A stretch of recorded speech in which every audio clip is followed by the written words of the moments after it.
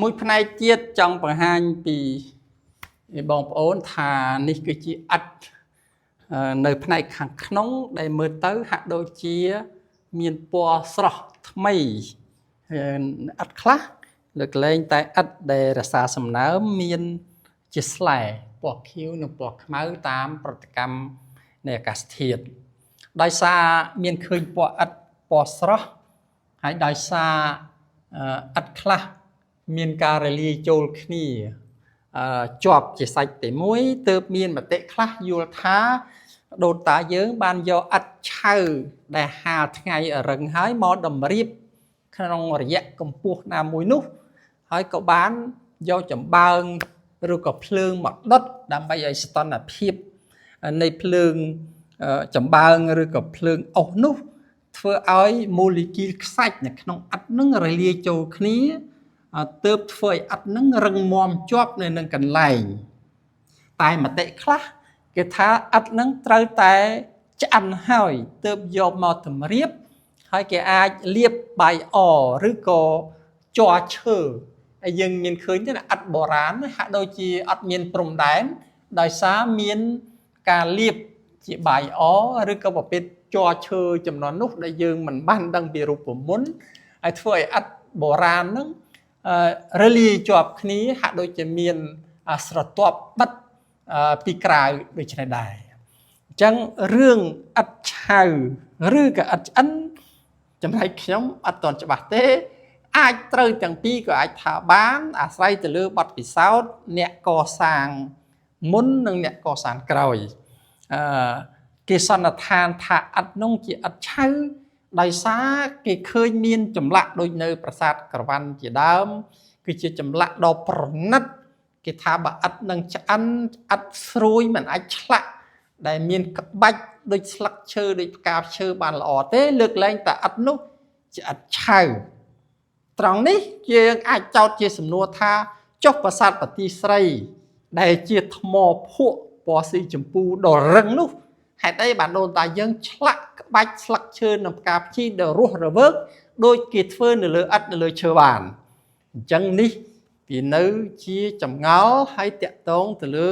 បច្ចេកទេសនិងសមត្ថភាពអ្នកធ្វើប៉ុណ្ណោះឥដ្ឋឆ្អិនក្តីឥដ្ឋឆៅក្តីគឺជាឥដ្ឋបុរាណដែលនៅសល់ដល់សពថ្ងៃហើយដែលបង្ហាញយើងថាដូនតាយើងមានចំណេះដឹងខ្ពង់ខ្ពស់ក្នុងការប្រើប្រាស់ធនធានធម្មជាតិដីឥដ្ឋថ្មភក់ថ្មបាយក្រៀមនិងឈើប្រណិតដើម្បីកសាងប្រាង្គប្រាសាទតាំងពីរៀបឥដ្ឋដល់ក្រោមជារូបមន្តគណិតវិទ្យា symmetric concentric ឲ្យស្មើភាពគ្នាដើម្បីឡើងទៅកម្ពស់លើដោយសារស្រុកយើងជាស្រុកក្តៅអញ្ចឹងគ្រប់ប្រាង្គប្រាសាទត្រូវតែធ្វើដំបូលឲ្យខ្ពស់ដើម្បីឲ្យខ្យល់ក្តៅអណ្ដែតឡើងទៅលើហើយរក្សាខ្យល់ត្រជាក់ស្រួលនៅខាងក្រោមទីដែលអាចារ្យព្រាហ្មណ៍នោះអង្គុយសមាធិឬតបធរបាទនេះគឺជារូបចម្លាក់ព្រះពុទ្ធរូបចម្លាក់នេះគឺជាចម្លាក់ក្នុងរចនាបថសតវត្សទី16ដោយសារប្រាសាទបាក់សីចាំក្រុងនេះជាប្រាសាទនៅសតវត្សទី10ដែលឧទ្ទិសទៅដល់ព្រហ្មញ្ញសាសនាទេដោយបានបង្ហាញតាមយោនីលឹងតែនេះឃើញមានរូបព្រះពុទ្ធឆ្លាក់នៅលើថ្មភក់ដែលអាចជាចម្លាក់ដែលដាក់នៅសតវត្សទី16ដោយសារថាសតវត្សទី16ព្រះអង្គច័ន្ទរាជាបានយាងមករំដោះទីក្រុងអង្គរហើយបានធ្វើឲ្យសៀមបរាជ័យដែលជាហេតុឲ្យកើតជាឈ្មោះសៀមរាបនេះបើតាមរឿងដំណើរមកអញ្ចឹងនេះគឺជារូបចម្លាក់សតវត្សទី16ពីព្រោះផុសតាងមួយទៀតគឺថាភ្នំបាខែងដែលមានកំពូល109គឺ108កំពូលតូចៗតាមថ្នាក់នីមួយៗនិងកំពូលធំមួយទៀតទាំងអស់109គឺជាប្រាង្គប្រាសាទឧទ្ទិសទៅដល់ព្រះឥសូរឯណោះសោះប៉ុន្តែនៅសតវត្សទី16ឃើញមានផុសតាងរុះរើកំពូលនៅផ្នែកខាងលើនៃប្រាសាទហិណ្ឌូដើម្បីកសាងជាបដិមាព្រះពុទ្ធគង់សមាធិចំនួននោះចឹងស្របគ្នានេះដែរភ្នំរខែងត្រូវបានពុទ្ធសាសនិករើរៀបជាព្រះពុទ្ធឯបាក់សីចាំក្រុងក៏បានពុទ្ធសាសនិកលើកបដិមាព្រះពុទ្ធយកមកដាក់ឯ ប្រាសាទបាពួនដែលជាប្រាសាទព្រះសិវៈដែរត្រូវបានពុទ្ធសាសនិករើផ្នែកខាងក្រោយដើម្បីកសាងព្រះពុទ្ធអញ្ចឹងសតវត្សទី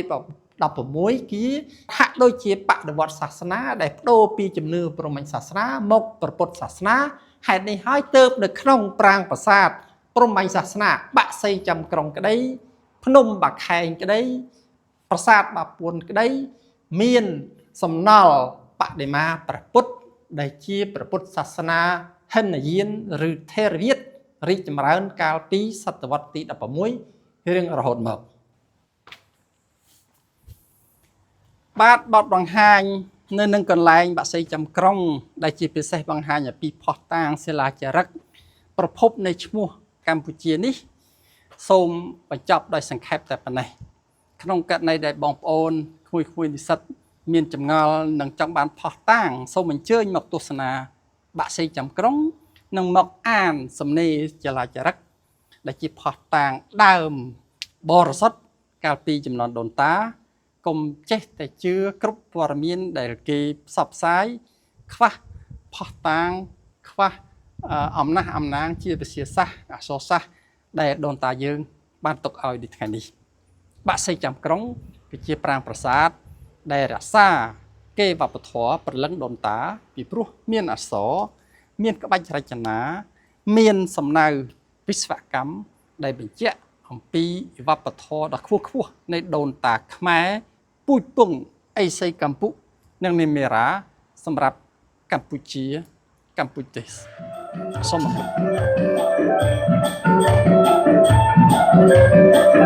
ណ